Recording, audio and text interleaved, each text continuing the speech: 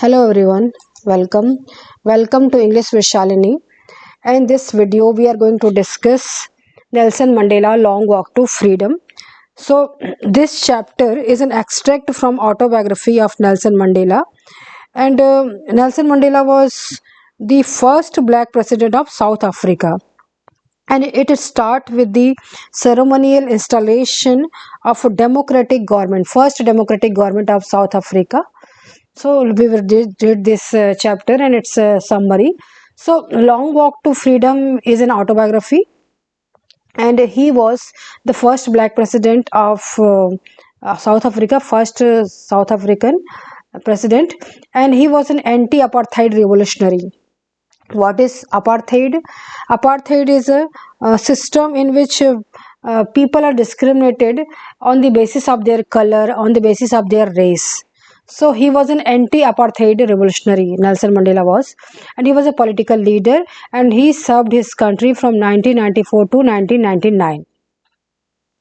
Now, this is an extract from the autobiography of Nelson Mandela, whose full name was Nelson Rohil Lal Mandela, and it describes his struggle for freedom of black people in South Africa. He belonged to the black community.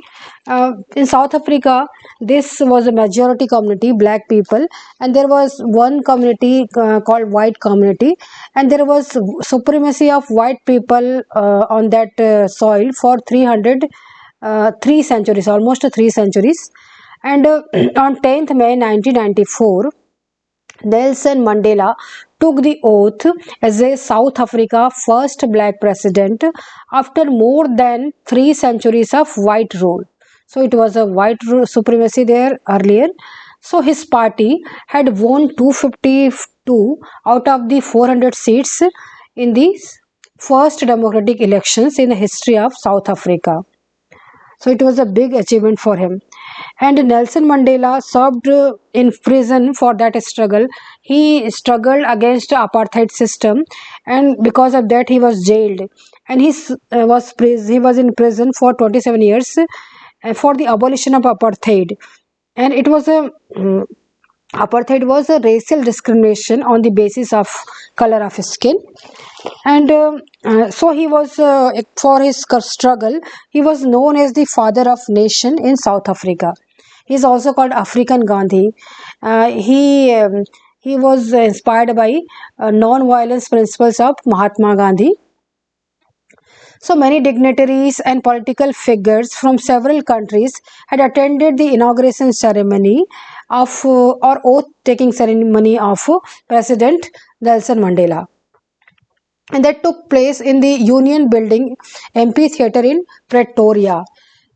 In this, in his speech, Mandela addressed all dignitaries, all important people very respectfully, and assured his fellow countrymen, his black people and white people, that his country would never experience similar suppression, similar oppression by one group over another. Now there will be equality among people. So while taking his vow as the first black president, he established a democracy in country and said that there would be no discrimination of people irrespective of caste, color, creed or race. Everybody should be equal uh, in that country. So he assured that the government would always treat all people of country with due respect and equality. So the lovely day, the important day of inauguration, that oath taking ceremony was a symbolic for Mandela as the South Africa people sang two national anthems. And the Vision of White sang that Nukusi Skeletal Africa.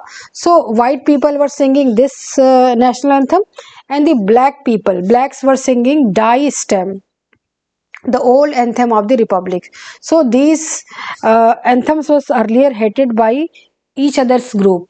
Now they don't know the script of another group, but still they are singing at this time.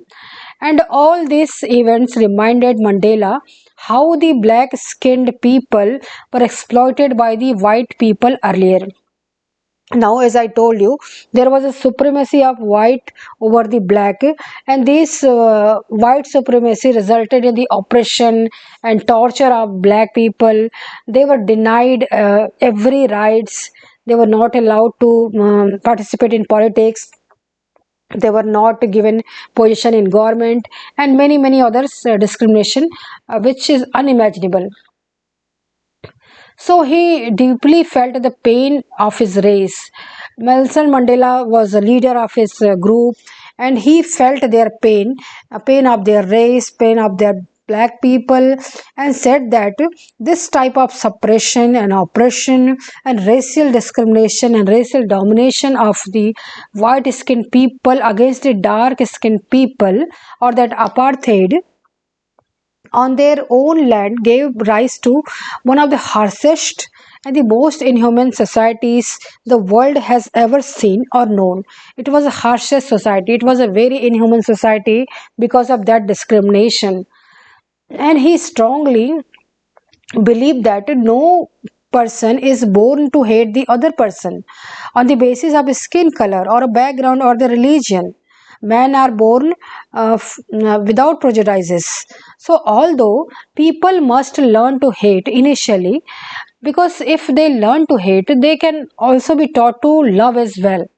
So, as love comes more naturally to humans than hate. So, he is thinking that the people who are hating other can love other people also without any doubt. He also mentioned how a person becomes brave not because he does not feel afraid, but because he knows how to conquer his fears, how to be victorious over that fear. So, fear is not the absence of courage is not the absence of fear, but is a triumph over the fears. Now, this is the original cell, original jail where Nelson Mandela was kept for many years. Furthermore, Mandela stated that every man in life had two major obligations, two major duties. The first duty or first obligation, one being towards his family, that is, parents, wife, children, and the second obligation is towards motherland, the countryman, and his community, like South African people. So, everyone is able to fulfill those obligations according to his own interest and inclination. Some fulfill to some extent, some fulfill to some much extent, and it depends upon their interest and their abilities to perform that duties. However, it was difficult to fulfill both these obligations as a black man in a country like South Africa before the democratic waves took over the nations by storm. So earlier it was not possible. He's telling that it is a duty of every citizen to be loyal to both, to countrymen also and to family also, but it was not easy for a black person to perform these both duties together. So when Mandela became an adult and he became young, he realized that freedom was a mere illusion. He was just thinking that he was free, but actually he was not free, and it was a temporary in nature for the black skinned people of his country. Means black skinned people were not at all free in that South Africa, and now he felt that they were treated as slaves of exploitations, and all the people of his race were treated unfairly by white skinned people. Now he dealt in detail about the how black people were exploited and tortured by white skinned people, that apartheid system, under that apartheid system. Now you can see Nelson Mandela getting Bharat Ratna. He is now here. He is receiving Nobel Prize. According to Mandela, freedom was indivisible. Freedom was indivisible. You can't divide freedom, that you will give freedom to white, you will not give freedom to black. You can't divide it. But the people of his color and race were bound in chains of oppressions and tyranny. But his people were suffering under the tyranny of this white people, and they were suffering for many decades. So he knew that the oppressor must be liberated, because oppressor is also in chain, and he just like the oppressed, because a person who snatches another's freedom is also a prisoner of the similar operations.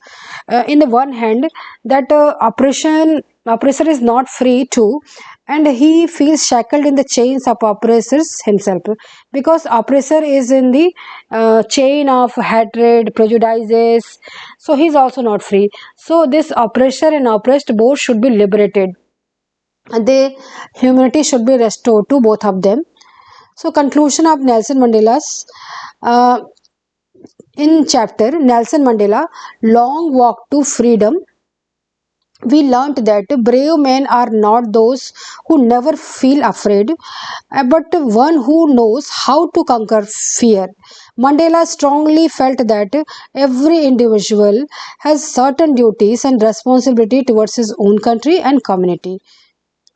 Now, important questions. Who was Nelson Mandela? Nelson Rohillas Mandela was a South African anti-apartheid revolutionary. He was an anti-apartheid revolutionary and leader, and he was a political leader who served as the first president of South Africa, from first black president of South Africa, and he served from 1994 to 1999. Now, what are the consequences of operation? Uh, of the that supremacy of white over the black. So consequences were lower self-esteem. People of black origin were having low self-esteem. They were it was frightening. It was shameful. It reduces life opportunities. They were not given opportunities their life to raise their life standard. What is dime stem? Die stem, also known as the Call of South Africa, and it is a former national anthem of South Africa. Die stem. So this is all. Thank you so much for listening.